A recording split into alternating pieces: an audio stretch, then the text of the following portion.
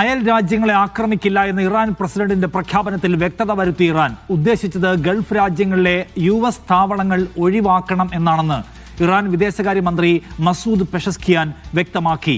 Gulf രാജ്യങ്ങളിലെ US താവളങ്ങൾ തുടർന്നാൽ Iran ആക്രമണം തുടരുമെന്ന് ഇതോടെ വ്യക്തമായിരിക്കുകയാണ്. അമേരിക്കൻ സൈനികർ തങ്ങളുടെ പിടിയിലുണ്ടെന്ന് ഇറാൻ നേതാവ് അലി ലാരിജാനി അറിയിച്ചു. അമേരിക്ക യുദ്ധം ജയിച്ചുവെന്നും ഇനി UK പിന്തുണ വേണ്ട എന്നും അതിനിടെ ട്രംപും പറഞ്ഞു. കൂടുതൽ വിവരങ്ങളുമായി BK സുഹൈൽ ന്യൂസ് ഡെസ്കിൽ നിന്ന്. സുഹൈൽ, കഴിഞ്ഞ ദിവസങ്ങളിൽ ആകമാനം റിപ്പോർട്ട് ചെയ്യപ്പെട്ടത് ഈ അയൽ രാജ്യങ്ങളിലേക്കുള്ള GCC കൺട്രികളിലേക്കുള്ള ആക്രമണം നിർത്തുന്നുവെന്നാണ്. അങ്ങനെ അല്ലേ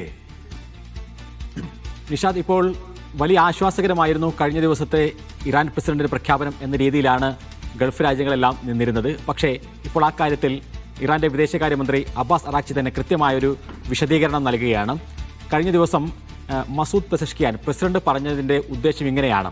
അതായത് ഗൾഫ് രാജ്യങ്ങളുള്ള US ബേസുകളിൽ നിന്ന് ഞങ്ങളെ ആക്രമിക്കുന്ന ഒരു സാഹചര്യം ഉണ്ടാകരുത്. അത്തരം സാഹചര്യങ്ങൾ ഇല്ലാതിരിക്കുമ്പോൾ മാത്രമാണ് ആക്രമിക്കാതിരിക്കുക എന്നുള്ളതാണ് മസൂദ് പെസഷ്കിയാൻ പറഞ്ഞത് എന്നുള്ളതാണ് ഇപ്പോൾ അബ്ബാസ് അറാക്ചി പറയുന്നത്. പലതരത്തിലുള്ള അഭ്യൂഹങ്ങളും വാർത്തകളും വന്നിരുന്നു. കാരണം ഈ പ്രഖ്യാപനം പ്രസിഡന്റ് നടത്തുന്ന ഘട്ടത്തിൽ തന്നെ ദുബായിലേക്ക് ആക്രമണം ഉണ്ടാകുന്നു, വിവിധ രാജ്യങ്ങളിലേക്ക് ഡ്രോൺ ആക്രമണങ്ങളും മിസൈൽ ആക്രമണങ്ങളും ഉണ്ടാകുന്നു. പിന്നീട് എന്താണ് ഈ പറഞ്ഞത് എന്നുള്ള കാര്യത്തിൽ പലതരത്തിലുള്ള വ്യാഖ്യാനങ്ങൾ ഉണ്ടാവുകയും പ്രസിഡന്റും സൈന്യവും രണ്ടു തട്ടിലാണ്. പ്രസിഡന്റിനെ സൈന്യം തിരുത്തി എന്നൊക്കെയുള്ള വാർത്തകൾ വരുന്ന ഘട്ടത്തിലാണ് എന്താണ് പ്രസിഡന്റ് പറഞ്ഞത് എന്നുള്ള കാര്യത്തിൽ കൃത്യമായി തന്നെ ഒരു വിശദീകരണം ഇപ്പോൾ നൽകിക്കൊണ്ടിരിക്കുന്നത്.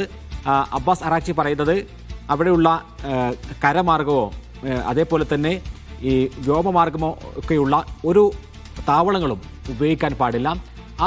അത് ഉപയോഗിക്കാതിരിക്കുക എന്നുള്ളതാണ് ഞങ്ങളുടെ ലക്ഷ്യം എന്ന് പറയുന്നു. അപ്പോൾ കൃത്യമായി തന്നെ ഒരു ടോൺ ചേഞ്ച് ചെയ്യുകയാണ്, കൃത്യമായൊരു ആസൂത്രണത്തിലേക്ക് പോവുകയാണ്, പ്ലാനിങ്ങിലേക്ക് പോവുകയാണ് ഇറാൻ ചെയ്യുന്നത്. കാരണം കുറേ കാലമായി അവർ ആവശ്യപ്പെട്ടുകൊണ്ടിരിക്കുന്ന ഒരു കാര്യം എന്ന് പറയുന്നത് ഗൾഫ് മേഖലയിലുള്ള താവളങ്ങൾ നിങ്ങൾക്ക് ഭീഷണിയാണ് എന്നാണ് ഇറാൻ ഈ ഗൾഫ് രാജ്യങ്ങളോട് പറഞ്ഞുകൊണ്ടിരിക്കുന്നത്. അതാണിപ്പോൾ ഒന്നുകൂടി അരക്കിട്ടുറപ്പിക്കുന്നത്. ഗൾഫ് രാഷ്ട്രങ്ങളെയും US-നെയും തമ്മിൽ തെറ്റിക്കുക, അവരുടെ ഭീഷണിക്ക് യഥാർത്ഥ കാരണം ഈ ബേസുകളാണ് എന്ന് അവരെ തെര്യപ്പെടുത്തുക, അവരെ ബോധ്യപ്പെടുത്തുക എന്നുള്ളതാണ് ഇറാൻ ഇതുകൊണ്ട് ഉദ്ദേശിക്കുന്നത് എന്ന് വ്യക്തമായി. അതുകൊണ്ട് തന്നെ ഈ കഴിഞ്ഞ 24 മണിക്കൂറിലും ഗൾഫ് മേഖലയിലേക്കുള്ള ആക്രമണങ്ങളിൽ ഒരു കുറവുണ്ടായിട്ടില്ല.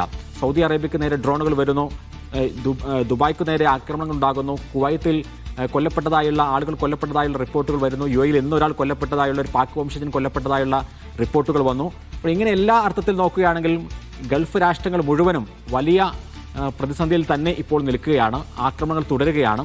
ആ ഘട്ടത്തിലാണ് ഇപ്പോൾ ഒരു പ്രഖ്യാപനം ഉണ്ടായിരിക്കുന്നത്. ഇനി ഇറാൻ്റെ ഉള്ളിൽ വരികയാണെങ്കിൽ അവിടെ വലിയ ആക്രമണങ്ങൾ തുടരുകയാണ്. പ്രത്യേകിച്ചും ഇന്നത്തെ ഒരു പ്രത്യേകത എന്ന് പറയുന്നത് അവിടെയുള്ള എണ്ണ കേന്ദ്രങ്ങൾക്ക് നേരെ ഇപ്പോൾ ആക്രമണം ആരംഭിച്ചിരിക്കുന്നു എന്നുള്ളതാണ്. ഈ ഇറാനിലെ എണ്ണപ്പാടങ്ങൾക്ക് നേരെയോ സംഭരണശാലകൾക്ക് നേരെയോ ഒന്നും ഇതുവരെ US-ഉം ഇസ്രായേലും ആക്രമണം തുടങ്ങിയിരുന്നില്ല. ഇപ്പോൾ അതും ആരംഭിച്ചിരിക്കുകയാണ്.